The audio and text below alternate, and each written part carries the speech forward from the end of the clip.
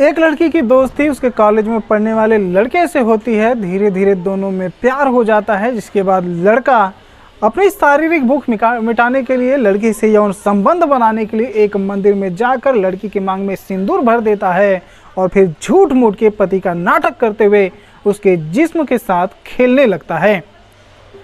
लड़की सोचती है कि उसका पति उससे बेहद प्यार करता है, उसके लिए कुछ भी कर सकता है, तो वहीं लड़का लड़की को अपने प्यार के जाल में फंसाकर उससे खूब ढेर सारे पैसे ऐंठता है, दिन रात उसके जिस्म के साथ खिलवाड़ करता है।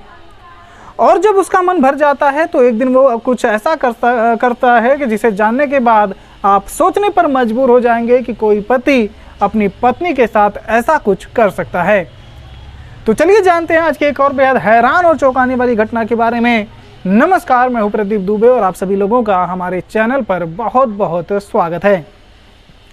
दोस्तों, आज की जो सच्ची घटना है वो है उत्तर प्रदेश की राजधानी लखनऊ के बक्सी का तालाब थाना क्षेत्र की, जहां के एक लड़की जिसका नाम प्रीति रहता है, तो वो वहीं के एक कॉलेज में पढ़ाई करती है। तो इसी दौरान उसकी मुलाकात प्रेम सिंह नाम के एक लड़के से होती है।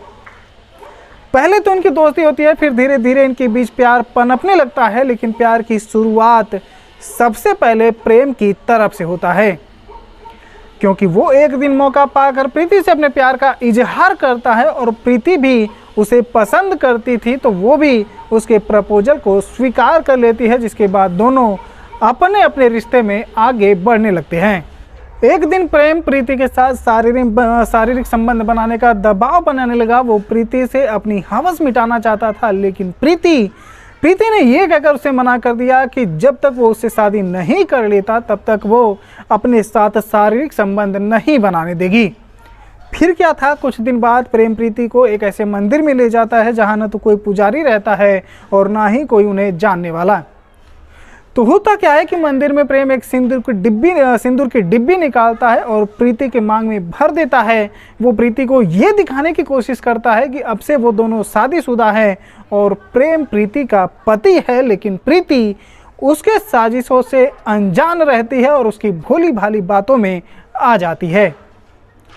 जिसके बाद प्रेम को जो चाहिए था वो उसे मिल चुका था। वो प्रीति से बस शादी करने का नाटक कर रहा था ताकि वो प्रीति के जिस्म के साथ खेल सके, उसके साथ शारीरिक संबंध बना सके।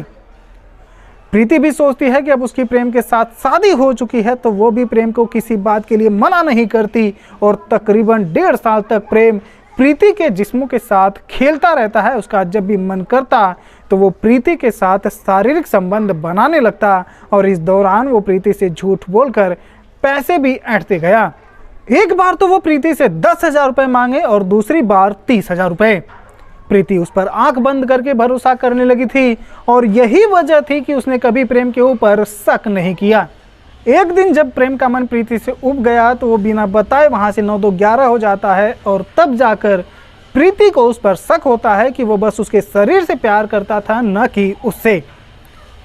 प्रीति एकदम से टूट जाती है, लेकिन वो हिम्मत नहीं हारती और दिन रात प्रेम की तलाश करने में लगी रहती है। तो एक दिन उसे प्रेम के ठिकाने के बारे में पता चलता है, जिसके बाद वो वहाँ जाकर प्रेम से काफ़ी मिन्नतें करती है कि वो उसके साथ चले, उसके बिना नहीं रह सकती, लेकिन प्रेम प्रीति के साथ जाने से मना कर देता है और साथ ही वो कहता है कि वो अपने परिवार के खिलाफ नहीं जा सकता क्योंकि प्रीति और उसका कोई लेबल ही नहीं है। वहां पर वो दरिंदा उस बेचारी को इतना जलील करता है कि शर्मिंदगी के मारे प्रीति वापस अपने घर आ जाती है और वो ठान लेती है कि प्रेम को सलाखों के पीछे डालकर ही वो दम लेगी। एक दिन प्रीति प्रेम को फोन करके कहती है कि वो वापस उसके पास आ जाए और घर वालों की रजामंदी से वो 4 समाज के सामने प्रेम से शादी करना चाहती है।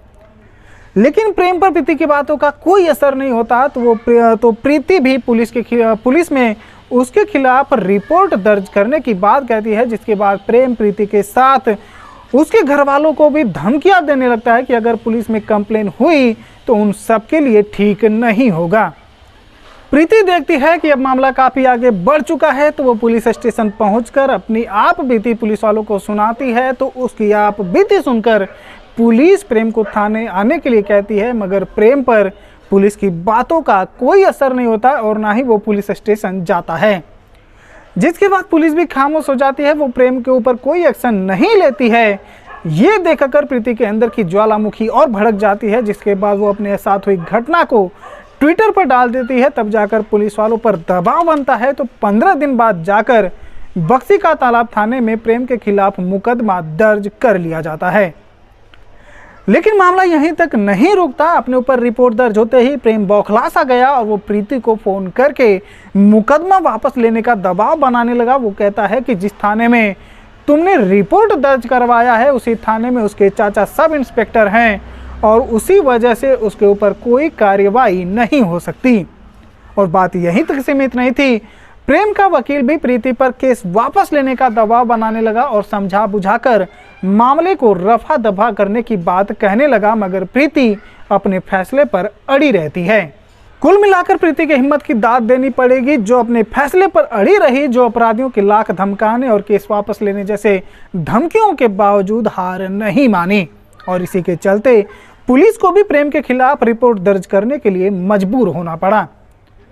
तो दोस्तों आज के लिए बस इतना ही। आज की सच्ची घटना पर आपके क्या विचार हैं, वीडियो को लाइक और कमेंट करके जरूर बताएं। और अगर चैनल पर नए हैं तो चैनल को सब्सक्राइब भी जरूर करें। धन्यवाद।